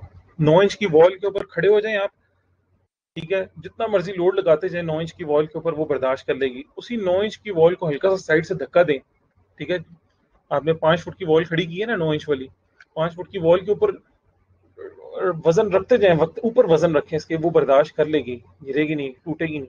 मगर उसको हल्का सा धक्का, अब ऊपर वजन ना रखें, हल्का सा साइड से धक्का दें, दीवार उलट जाएगी। आपके घर की 9 इंच की वॉल को जब आप धक्का देते हैं, गिरती क्यों नहीं है? क्यों? क्योंकि उसके टॉप के ऊपर एक बहुत बड़ी स्लैब पड़ी हुई है, बहुत बड़ा डेड वेट पड़ा हुआ है। अगर ऊपर वाली स्लैब ना हो ना छत के ऊपर, तो आप 9 इंच की वॉल को पैर से जोर से धक्का मारें तो वो ढा करके नीचे गिर जाती है पूरी वॉल। ठीक है, तो उसकी लेटरल स्टेबिलिटी नहीं है इतनी, ऊपर से आने वाले लोड्स के अगेंस्ट स्टेबिलिटी है ग्रेविटी लोड की। तो ये कॉलम बेसिकली इस वॉल को, लेट्स से ये वॉल थी, उसके दोनों एंड्स के ऊपर आपने ये कॉलम दे दिए 9x9 के, तो वो इसको कन्फाइन करके रखते हैं, पकड़ के रखते हैं। ठीक है जी, तो आपने एक ड्राइंग के अंदर बेसिकली इन कन्फाइनमेंट कॉलम्स की लोकेशन मार्क करनी है। ठीक है, सेकंड इंपॉर्टेंट एक इसके अंदर ये होता है कि एक्सकवेशन प्लान बनाना है। ये एक्सकवेशन प्लान के अंदर बेसिकली क्या शो हो रहा है? ये शो हो रहा है कि ये कॉलम है, ये आपके पास 9 इंच की वॉल है, ये जो पर्पल कलर की आपको लाइन नजर आ रही है, दीज आर वॉल्स। फिर वॉल के बाद आपने सेंटर लाइन मार्क करनी है, और ये बताना है कि जो रेड लाइन है बेसिकली ये विड्थ ऑफ फुटिंग है, यानी इतनी फुटिंग खोदनी है इसके लिए। कितनी? 3 फुट 3 इंच। यहाँ पर कितनी है? 3 फुट 3 इंच। अंदर इंटरनल में वॉल में आके दोनों 3 फुट 6 इंच। याद रखें कि इंटरनल वॉल्स की फुटिंग्स हमेशा ज्यादा विड्थ की होती हैं as compare to external wall की फुटिंग।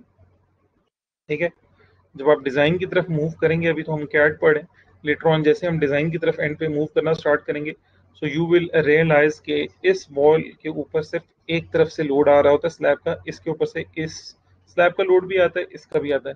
ज्यादा लोड आने की वजह से इसकी विड्थ ज्यादा होती है हमेशा। किसी भी ड्राइंग के अंदर देख लें, या तो दोनों इक्वल रख लेते हैं, या फिर हमेशा अंदर वाली वॉल का लोड ज्यादा रखा जाता है, विड्थ ज्यादा रखते हैं। ठीक है, तो यहाँ पर section B B, section A ये लिखे हुए एक्सकवेशन प्लान के अंदर। सेक्शन ए बी बी का मतलब क्या है, यहाँ पे मैं आपको दिखाता हूँ। सेक्शन ए बी बी पढ़े होंगे,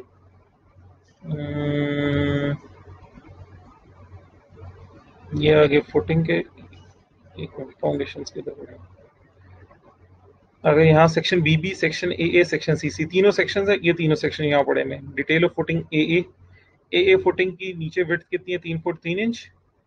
3 इंच का नीचे उसके ऊपर पीसीसी का पैड है, पीसीसी यानी उसमें रिइंफोर्समेंट नहीं है। फिर 9 इंच की आरसीसी का पैड है, ठीक है, जिसमें एक लॉन्गिट्यूडनल यानी ट्रांसवर्स डायरेक्शन के अंदर आपके पास रिबार पड़ी हुई है, और एक डॉटेड इनटू द प्लेन जा रही है रिइंफोर्समेंट। किस तरह है मैं आपको थोड़ा सा ड्रॉ करके दिखाता हूँ, hopefully it will be more clear. अगर आपके पास ये एक वॉल अगर आपके पास ये एक वॉल आ रही है, ठीक है जी, मैं इसको 3D में शो करता हूँ। ये उसका आरसीसी पैड है,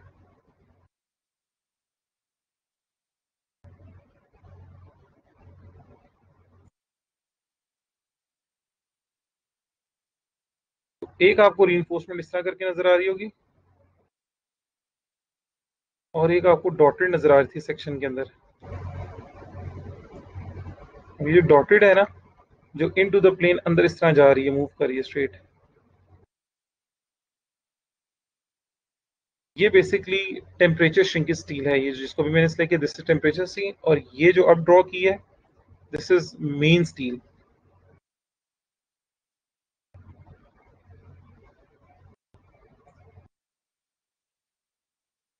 इस तरह स्पेसिंग हुई। ये जो अब ये वाला है, यानी शॉर्ट डायरेक्शन के अंदर जो प्लेस हुआ है, this is called the short direction. Short direction के अंदर आपका मेन स्टील होता है, और जो आपकी along the length of the wall जो आ रही होती है, लेंथ ऑफ द वॉल, वहां पर जो स्टील आता है इसको हम कहते हैं टेम्परेचर श्रिंकेज स्टील या डिस्ट्रीब्यूशन स्टील। ठीक हो गया जी? अच्छा जी, वापस आते हैं। तो सेक्शन ए कह रहा है वो है जिसके अंदर 3 फुट 3 इंच है। सेक्शन बी वो फुटिंग है जिसके नीचे 3 फुट 6 इंच है। ठीक है जी, और सेक्शन सी वो है जिसके नीचे 2 फुट है, और ऊपर ये डिटेल्स दी हैं।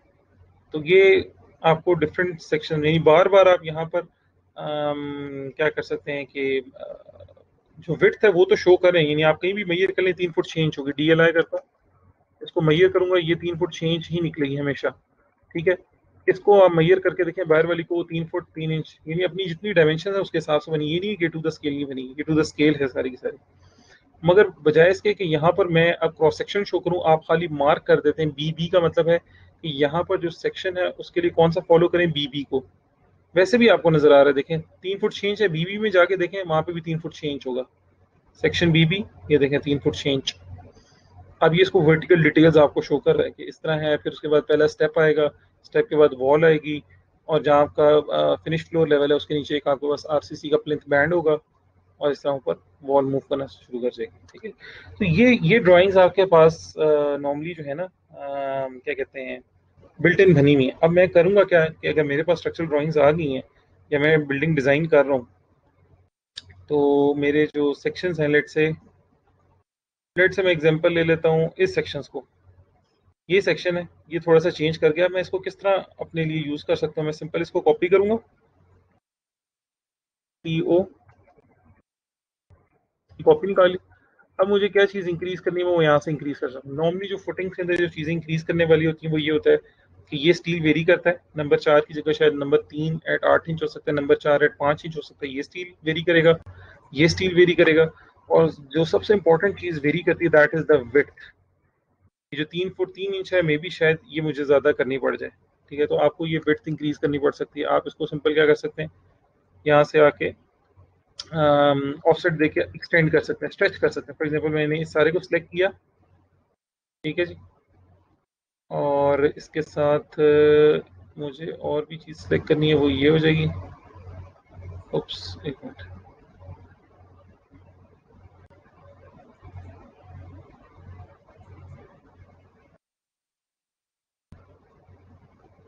ये सारा सिलेक्ट कर लें, और सिलेक्ट करने के बाद अब मैं इसको स्ट्रेच करता हूँ S, और इस पॉइंट से सिलेक्ट करने के बाद लेट से मैं इसको यहाँ से सिलेक्ट करके कहता हूँ कि 1.5 फीट जो है ना, मैं स्ट्रेच करके इसको बाहर निकालता हूँ।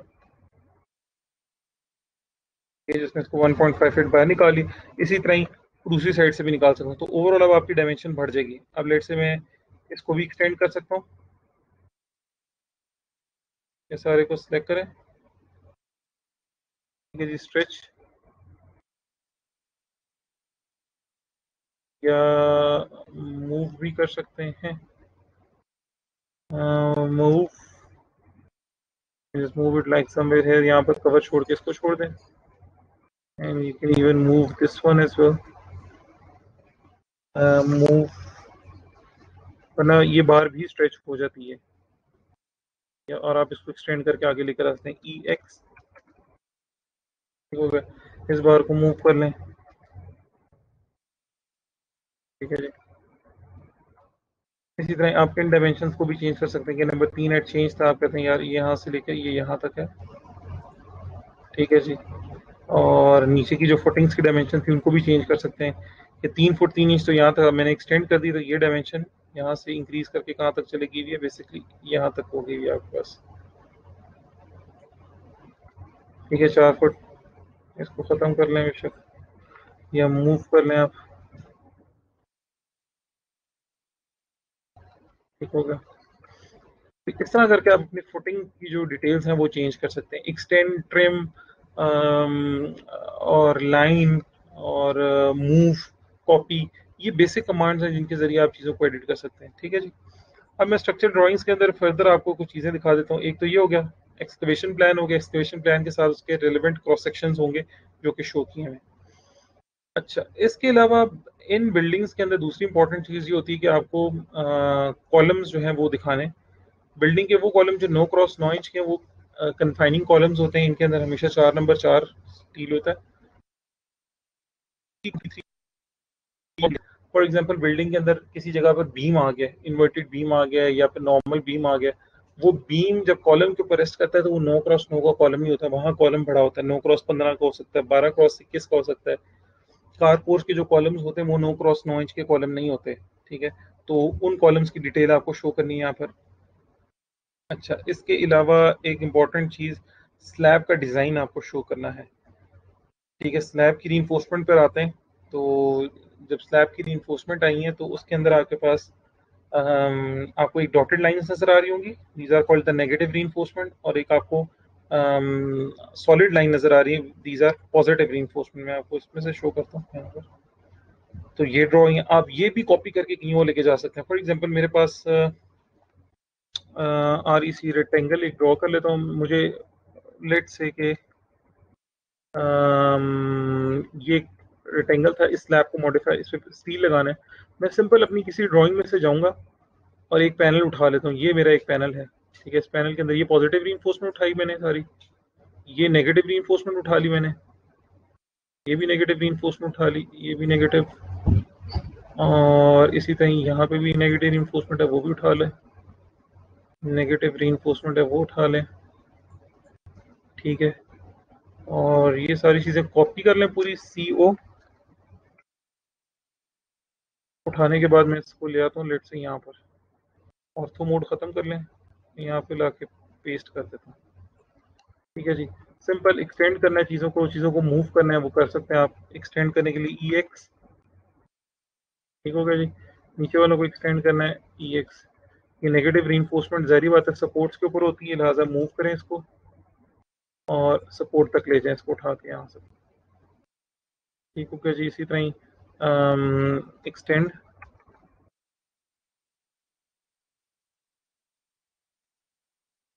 ये कर सकते हैं। फिर इनके आगे जो इनके हैचेस है, यानी इनको पकड़ के जो बता रहा है कि नंबर 3 एट 8 सेंटीमीटर जा रही है, इसको सिलेक्ट कर लें। सिलेक्ट करने के बाद इनके ये नीचे, ये आप जैसे सिलेक्ट करेंगे इसके नीचे यहाँ पर एक छोटे से होल्डिंग पॉइंट्स आ जाएंगे, होल्डिंग पॉइंट्स को सिलेक्ट करके एंड तक ले जाएं, ठीक हो गया। ये नेगेटिव रीइंफोर्समेंट है, definitely it will be on the supports.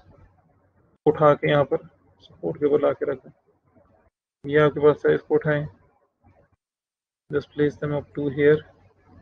इसी तरह इसका ये वाला एंड उठाएं, इसे up to here. Negative reinforcement थी, इसको मूव करके इन पे सपोर्ट पे ले जाएं, and this is again the negative reinforcement, move it up to top of your screen.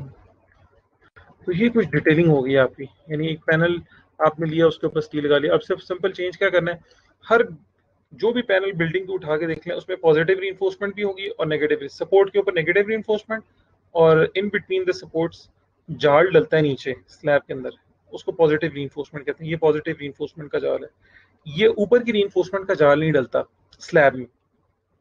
अगर राफ्ट फुटिंग होती है आपके पास, फाउंडेशन में राफ्ट डलती है नीचे फुटिंग्स के अंदर, तो वहां पर नीचे भी जाल होता है, ऊपर भी जाल होता है। नेगेटिव रीइंफोर्समेंट का भी कंप्लीट जाल चलाते हैं, इसी तरह जिस तरह पॉजिटिव रीइंफोर्समेंट है, नेगेटिव रीइंफोर्समेंट को भी थ्रू आउट चलाते हैं ऊपर।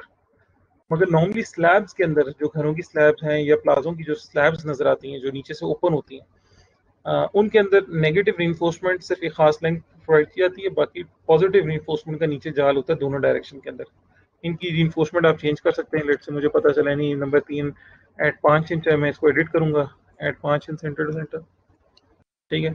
तो इस तरह आप इसको एडिट कर सकते हैं। तो स्लैब की डिटेलिंग आपने शो करनी है अपनी ड्राइंग के अंदर, ठीक है। हर फ्लोर की, ग्राउंड फ्लोर, फर्स्ट फ्लोर, ममटी। इसके अलावा बिल्डिंग के अंदर आपने कहीं पर लिंटल बीम्स और बैंड्स दिए होते हैं। आजकल DHA और इनकी रिक्वायरमेंट्स आ गई सोसाइटीज़ की कि आपने प्लिंथ लेवल के ऊपर एक बैंड चलाना है, फिर एक जो आपका वो है क्या कहते हैं लिंटल लेवल है उसके ऊपर एक बैंड चलाना है, फिर आपने एक रूफ लेवल के ऊपर एक बैंड होता है। तो डिफरेंट बैंड्स रिक्वायर्ड होगी, उनकी डिटेल्स देनी है। अगर बिल्डिंग के अंदर कोई बीम प्रोवाइड किए, जैसा यहाँ पर बीम है, संकन बीम्स हैं, SB होते हैं एक संकन बीम, इसको भी थोड़ा सा सर्च करिएगा गूगल के ऊपर क्यों प्रोवाइड किए जाते हैं। जहाँ आपकी बाथरूम की स्लैब्स होती हैं जो संक कर जाती हैं, नीचे होती हैं। इसका प्रोनाउंस बताइएगा दोबारा। Sunken beam, SUNKEN, sunken beam, thank you. ठीक है। संकन बीम बेसिकली क्या है कि आपकी नॉर्मल जो आप कभी बाथरूम के अंदर रहते हैं, बाथरूम 4 इंच नीचे होता है आपके पूरे घर की फ्लोर के लेवल से, ठीक है। यानी ये ऊपर घर का फ्लोर लेवल है, फिनिश फ्लोर लेवल, और जैसे आप बाथरूम में आएंगे वो 5 से 6 इंच संक किया जाता है। क्यों संक करते हैं? क्योंकि ड्रेन लाइंस जो होती है ना वो आपको प्रोवाइड करनी पड़ती हैं। अगर आप वो नहीं इसको संक करके प्रोवाइड करेंगे तो आपके बाथरूम का लेवल आपके रूम के लेवल से ऊपर हो जाएगा। अल्टीमेटली नुकसान ये होगा कि आप अपने कमरे को साफ करते हुए पानी जो है वो उसके अंदर नहीं, वॉशरूम में नहीं भेज सकते, ठीक है। तो बाथरूम के लेवल्स को नीचे रखा जाता है रूम के फिनिश फ्लोर लेवल से। जब ये डिफरेंस इन स्लैब लेवल आता है तो वहाँ एक बीम दिया जाता है जिसको हम कहते हैं संकन बीम। मैं आपको संकन बीम यहाँ पर ड्राइंग्स के अंदर दिखाता हूँ, आपको फिर थोड़ा सा और भी क्लियर होगा। ये देखें, आपको याद होगा कि जब हम आर्किटेक्चरल ड्राइंग्स में जाते थे तो इस रीजन के अंदर, ये देखें, ये आर्किटेक्चरल ड्राइंग्स में गया मैं, आर्किटेक्चरल ड्राइंग्स के अंदर यहाँ पर आपके पास बाथरूम था और यहाँ पर बेडरूम है। जैसे मैं इसकी स्ट्रक्चर ड्राइंग में आता हूँ, यहाँ बाथरूम है और यहाँ रूम है, तो उन दोनों के दरमियान देखिए एक संक बीम दिया SP 9x12 का। क्यों? क्योंकि ये स्लैब सारी की सारी संक हुई हुई नीचे गई हुई है, ठीक है। तो संकन बीम्स दिए, उनकी डिटेल्स शो करें। अगर कोई बीम प्रोवाइड किए हैं उनकी डिटेल्स दें। कंसील्ड बीम प्रोवाइड किए, CB का मतलब होता है कंसील्ड बीम, वो प्रोवाइड किए वो शो करें। ठीक हो गया जी। इसके अलावा स्टेज की डिटेल्स, आपने स्टेज के सेक्शन, ये टिपिकल सेक्शन होते हैं, डायरेक्ट आप यूज कर सकते हैं। इसमें कहीं नहीं लिखा हुआ कि आपने स्टेज की लेंथ कितनी है, एज पर साइट रिक्वायरमेंट होती है। आपने सिर्फ ये डिटेल बतानी होती है डिजाइनर ने कि नीचे वाला मेन स्टील कितना है और टेम्परेचर श्रिंक स्टील कितना है, बस, और कोई जरूरत नहीं होती इसमें। अंडरग्राउंड वाटर टैंक और ओवरहेड वाटर टैंक चूंकि इतने बड़े नहीं होते, ओवरहेड वाटर टैंक एक घर के अंदर 5 या 10 बंदे होंगे, तो ओवरहेड वाटर टैंक इतना बड़ा नहीं होता, टिपिकल सेक्शन ही यूज किए जाते हैं। मगर अगर आप किसी बड़ी सोसाइटी का अंडरग्राउंड वाटर टैंक या ओवरहेड वाटर टैंक जो बड़ा डिजाइन करें 1 लाख गैलन का, तो वो एक्चुअली डिजाइन भी किया जाता है और उसके सॉफ्टवेयर के ऊपर रिजल्ट निकाले जाते हैं। ठीक हो गया। तो ये आपके पास थोड़ा सा इंट्रोडक्शन था इसका। मैं आपको एक स्ट्रक्चरल ड्राइंग्स जो हैं वो भी शो करता हूँ। ये भी मैंने आपको रेजिडेंशियल होम की जो है ड्राइंग्स जो हैं वो कंप्लीट शो की। I will show you another project जो हमने 4 ईयर बैक G7 के अंदर एक मस्जिद जो थी वो डिज़ाइन की थी। ये उसकी उसकी सारी कैलकुलेशंस वगैरह हैं, इसी तरह प्लान होगा। अब इसके अंदर आपके पास बीम और कॉलम के फ्रेम्स बने होंगे, ठीक है। अब वॉल्स 9 इंच की लोड बेयर नहीं करी, सारा स्लैब के ऊपर लोड आएगा, लोड स्लैब से बीम्स पे, बीम से कॉलम्स पे जाएगा। अब वॉल्स जो है इसमें लोड बेयर नहीं करनी, ठीक है। तो आपको वो जाल शो करना है पूरा का। फिर longitudinal sections of beam show करने हैं। बीम के लॉन्गिट्यूडनल सेक्शंस अगर आप देखते हैं तो वो शो करेंगे। ये सेक्शन भी एडिटेबल है। फॉर एग्जांपल मेरे पास बीम एट ग्रिड 1 है। पहली चीज ग्रिड्स आपको पता होनी चाहिए। आपने एक कॉलम मार्क करने के बाद ना अलोंग एक्स एक्सिस और अलोंग वाई एक्सिस एक तरफ डिजिट्स रख लेते हैं। हर कॉलम के अंदर से एक लाइन पास होनी चाहिए आपकी, उसको हम ग्रिड लाइंस कहते हैं। तो मैंने एक्स एक्सिस के ऊपर 1 2 3 4 रखनी है और वाई एक्सिस के ऊपर ABCD रख दी। अगर मुझे इस कॉलम का नाम लेना है कि इस कॉलम का नाम क्या है, तो मैं देखूंगा ये किस ग्रिड के ऊपर है। ये देखें, ये ग्रिड 2 के ऊपर, और ऊपर से किस जगह पर है, ग्रिड D के ऊपर। तो मैं कहूंगा column at 2D, grid 2D, ठीक है। तो इस तरह ये आपके पास लॉन्गिट्यूडनल सेक्शंस होंगे बीम्स के भी, और क्रॉस सेक्शंस भी होंगे। अगर इस बीम की मुझे डिटेल देखनी है, ये बीम चल रहा है, इधर रन कर रहा है, तो इसके लिए लॉन्गिट्यूडनल सेक्शंस कट करने पड़ते हैं, जो कि ये स्टैंडर्ड है। अब हो सकता है कि मेरा A से D तक का डिस्टेंस मेरी किसी प्रोजेक्ट के अंदर, लॉन्गिट्यूडनल सेक्शन हर ड्राइंग के अंदर होंगे। कोई भी फ्रेम स्ट्रक्चर ले लें, ये लॉन्गिट्यूडनल सेक्शंस होंगे, ग्रिड्स भी होंगी। मगर पॉसिबल है कि मैं शायद अगर कर रहा हूँ तो उसके अंदर 26 फुट नहीं है, वहां पर शायद लेट से कह लें कि 30 फीट था। तो अब इसका मतलब मुझे इसको एक्सटेंड करना है, ठीक है, या स्ट्रेच करना है। तो मैं सारी को सिलेक्ट कर लेता हूँ। सिलेक्ट करने के बाद मैंने सिर्फ यहाँ से क्या करना है, स्ट्रेच। स्ट्रेच करने के बाद यहाँ से सिलेक्ट करूंगा इसको और आगे ले जाऊंगा। लेट से 5 फुट जो है मैं इसको इंक्रीज कर देता हूँ। जैसे मैंने 5 फुट इंक्रीज किया, वो इसकी लेंथ इंक्रीज होगी।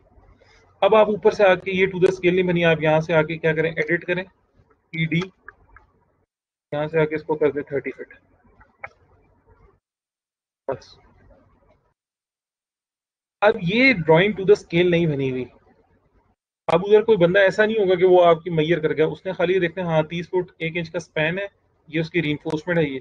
हाँ, मगर ये जरूर नजर आ रहा हो कि 30 फुट 20 फुट से देखने में बड़ा नजर आ रहा है। ऐसा ना हो कि 30 फुट की लाइन आपकी छोटी हो और 20 फुट की लाइन लंबी हो, फिर गलत हो जाएगा, ठीक है। वो कहते हैं ना चीटिंग करनी है, तो चीटिंग करने के लिए अकल साज जरूर यूज करनी है। तो कोई बंदा वहां बैठ के मैयर नहीं कर रहा कि 1/8 पे आपने ड्राइंग बनाई कि नहीं, मगर उसको फिजिकली नजर आ रही है आपकी ड्राइंग। तो 30 फुट की लाइन फिजिकली बड़ी होनी चाहिए, 20 फुट की लाइन छोटी होनी चाहिए, 10 फुट की उससे छोटी होनी चाहिए, ठीक है। तो आप चीज़ों को स्ट्रेच करके और एक्सटेंड करके यूज कर सकते हैं। ये टिपिकल सेक्शंस लॉन्गिट्यूडनल थे। इसी तरह इनके आगे क्रॉस सेक्शंस भी दिए हैं। इनको भी ड्रॉ नहीं करने की जरूरत होती, बार बार आप सिर्फ चीज़ों को एडिट करते हैं, डेप्थ के लॉन्ग भी और विड्थ के लॉन्ग भी, ठीक है। अच्छा जी, बीम कॉलम और इसमें इम्पोर्टेंट, एक मिनट। अब ये देखें, ये आपकी जनरल नोट्स खत्म हुआ।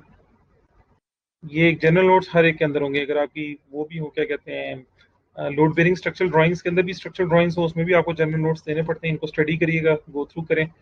इन ड्राइंग्स के अंदर जाके एक एक लाइन को, ये आपकी कोर्स का पार्ट है, अगर कोई चीज़ इसमें से समझ नहीं आती वो पूछें कि ये क्या स्टैंड कर रही है, इसका मतलब क्या है, ठीक है जी। अच्छा, जनरल ड्राइंग्स के बाद अब आपको फुटिंग लेआउट प्लान देना पड़ेगा आपको। देखें इसके नीचे लिखा हुआ है कहीं पर, foundation layout basement plan. Foundation basement layout plan के अंदर आप बेसिकली बता रहे हैं कि कहाँ कहाँ आइसोलेटेड पैड्स डले हुए, फाउंडेशन की डिटेल, ये प्लान ऑफ F1 फुटिंग, यानी इसके अंदर आपने सिर्फ नाम लिखा हुआ है, F5, F4, F3 इस तरह करके नाम लिखे होंगे, F4 का साइज लिख दिया। अब स्टील नहीं शो किया, क्रॉस सेक्शन नहीं शो किया, प्लान है खाली। F4 क्या है, 11 बाय 11 है। अब आप यहाँ वापस आए तो यहाँ पर भी F4 आपको जाके देखेंगे, F4 F3 आ गया, F1 आ गया, और देखिएगा इधर F4 भी होगा, F4 11 बाय 11, उसका स्टील प्लान में भी शो कर रहा है, number 4 at 5 inch both ways, और क्रॉस सेक्शन के अंदर भी शो कर रहा है कि इसकी डेप्थ 1 फुट 8 इंच होगी, यानी 20 इंच इसकी डेप्थ है, ठीक है, और 4 इंच नीचे एक पीसीसी का पैड दिया हुआ है, और ठीक है, ये रीइंफोर्समेंट भी डाली गई उसकी। ये हो गया इसकी फाउंडेशंस के लिए। अच्छा जी, अब इसमें दूसरी एक इंपॉर्टेंट चीज़, चूंकि मस्जिद थी तो इसके अंदर एक डोम भी थी, डोम का डिज़ाइन भी दिया हुआ साथ, डोम के बीम्स का डिज़ाइन भी दिया हुआ। और नेक्स्ट इंपॉर्टेंट चीज़, लॉन्गिट्यूडनल सेक्शन और क्रॉस सेक्शन मैंने आपको शो किए। कॉलम्स किधर गए हैं, कॉलम्स की डिटेल्स भी आएंगी पूरी एक जगह पर। ये आपके पास स्लैब की रीइंफोर्समेंट आ गई, जिस तरह उसके अंदर स्लैब की रीइंफोर्समेंट थी, इसमें भी स्लैब की थी। इसमें हम पूरी बिल्डिंग को सारी स्लैब नहीं करते, हम कहते हैं कि ये देखें, ये एक स्लैब है S1, ये भी S1 है, ये भी S1 है, यानी यहाँ जो डिटेल मैंने S1 की शो की है, सेम डिटेल इधर भी रिपीट करनी है, ठीक है, क्योंकि पूरी बिल्डिंग के अंदर प्लान सिमिलर होते जाते हैं। यानी एक रूम आपका, एक घर है जिसके अंदर 12x15 का एक रूम है, 12x18 का रूम है, 12x20 का रूम है। अब आप तीनों की डिटेल डिफरेंट नहीं करेंगे, आप 12x21 का जो एक बड़ा वाला है ना, उसको डिटेल कर लेंगे और कहेंगे बाकी से सिमिलर है। मगर इस तरह भी नहीं करेंगे कि रूम के अंदर जो डिटेलिंग की वही आप टीवी लॉन्च के अंदर दे दें, पूरे घर के अंदर एक नहीं करेंगे। टीवी लॉन्च की स्लैब बहुत बड़ी होती है, ठीक है, उसकी डिटेलिंग उसमें स्टील ज्यादा डलता है एज कम्पेयर टू रूम्स के अंदर। हाँ, वॉशरूम्स जितने होंगे, वॉशरूम्स के साइज सिमिलर होते हैं ऑलमोस्ट घर के अंदर, तो उन सबका एक का डिटेल करें और बाकियों को रिपीट कर दें उसके ऊपर, ठीक हो गया जी। अब आपने क्या यहाँ पर हर जगह पे देखें, S1 S2 S3 ये मैंने रिपीट कर दिए हैं, मैंने से 3-4 पैनल डिटेल किए पूरी बिल्डिंग के और बाकियों को उसके अगेंस्ट रिपीट कर दिए। कॉलम लेआउट प्लान किधर गया, कॉलम लेआउट प्लान के अंदर आपने बेसिकली मार्क करने हैं कॉलम्स, और उनके नाम होंगे C1, किसी का नाम C2 होगा, देखें C1 C1 C1, इसका नाम C3 है, इसका नाम C3 C3 C3, इस तरह C1 C4, उनके हिसाब से मैंने साइज के हिसाब से इधर ड्रॉ किए हैं। अब एक्चुअली इनके अंदर डिटेल रीइंफोर्समेंट की क्या है या इसका साइज कितना है, देखने से आपको पता चल रहा है कि C4 छोटा है, C1 बड़ा कॉलम है, ठीक है, मगर एक्चुअली इसका साइज क्या है, स्टील रीइंफोर्समेंट क्या है, तो मैं वहाँ C1 C4 के अंदर जाके चेक कर सकता हूँ। ये यहाँ पर आपके पास डिटेल्स दी हुई है।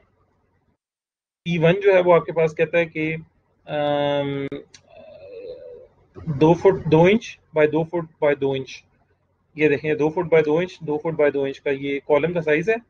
उसमें रीइंफोर्समेंट दी हुई है, मेन रीइंफोर्समेंट जो है 14 नंबर 8 बार यूज किए हैं, नंबर 3 एट चेंज।